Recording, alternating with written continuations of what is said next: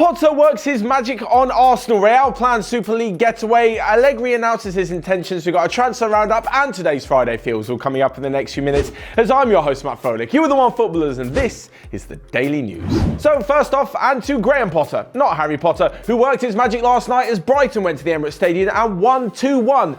This, though, isn't really a surprise given the current plight that Arsenal find themselves in. They are now managerless with Freddie Ljungberg in charge, and after a 2-2 draw against Norwich, the Swede will be hoping that his first game in charge at home would have brought a better result than a 2-1 loss. And honestly, it really summed up Arsenal's season. It was shambolic defending with some bright sparks on the forwards, and that's really just about it. Going forward, they definitely will need to change things. It looks like a whole new central defence may need to be brought in, a new central midfield, and someone to link the midfield to the attack. They can't just rely on the partnership between Aubameyang and Lacazette to do absolutely everything.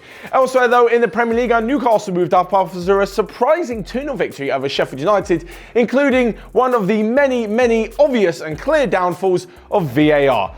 Basically, Andy Carroll flicked the ball onto Jonjo Shelvey, who strode through and stroked the ball home. The problem was that after Carroll flicked it on, the linesman put his flag up. The referee didn't actually blow the whistle, so he kind of ran through and said play on, and the Sheffield United defenders were half-assed. The goalkeeper Dean Henderson was waiting for the whistle to blow because he sees the offside flag, and then Shelvey scored. VAR said that Carroll was actually onside and the goal was given 2-0. This is literally the biggest downfall of VAR, is that you can't just go back and change decisions once something on the pitch is so obviously affecting the game. Now, for those of you who are going to say, the referee didn't blow his whistle, stick to the whistle, play to the whistle. Yes, I'm very much of that school that you always play to the whistle from the referee. But when the assistant is literally stood there with his flag up, it's difficult as a professional footballer not to acknowledge that and assume that the referee is then going to blow his whistle. I think it's very harsh on Sheffield United. But anyway, they didn't do enough to get back into the game, and Newcastle take all 3 points. The last bit of news from the Premier League is that Marco Silva got sacked, but that's not really a surprise. Moving on though, and to Florentino Perez, who is apparently trying to talk about another European Super League breakaway. This would see 2 divisions of 20 from Europe's top 5 leagues, which is the Bundesliga, Serie A, La Liga, Liga, and the Premier League, split off with some promotion and relegation. It will be a direct rival to the Champions League, and sort of like what was being proposed earlier in the year from Juventus. Of course, the whole thing behind it is money.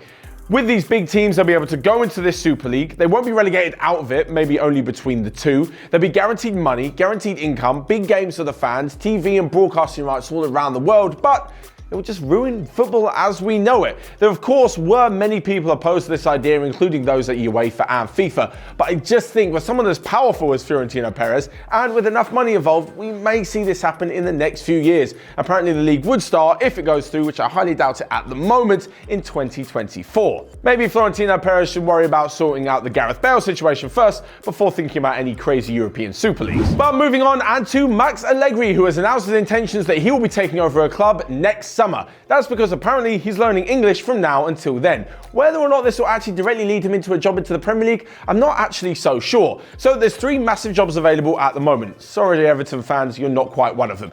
The first is Arsenal, the second is Manchester United, and the third is Bayern Munich. Now I know the Manchester United job isn't open, but things are getting very worrying for Ole Gunnar Solskjaer, especially if they get battered this weekend in the Manchester derby. So here's how I see each one playing out.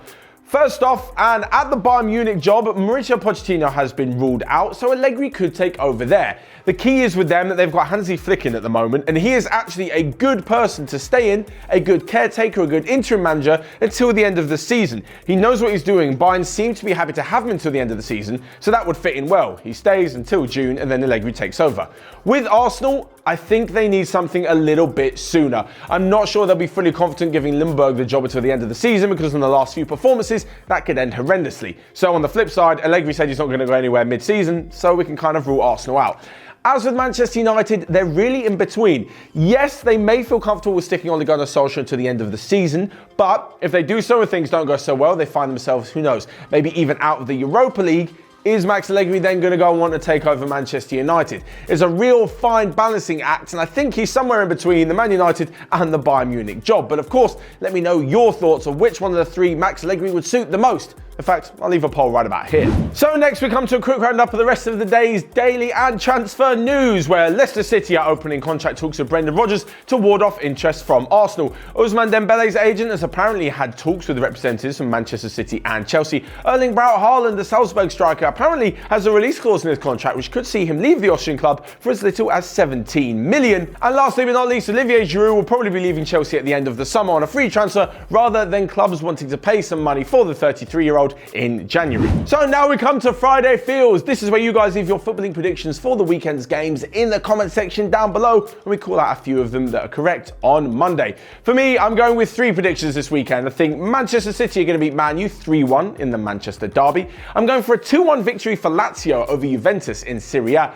And in the Scottish League Cup final on Sunday between Rangers and Celtic, I think Steven Gerrard's going to pick up his first piece of silverware as a manager by beating the green and white.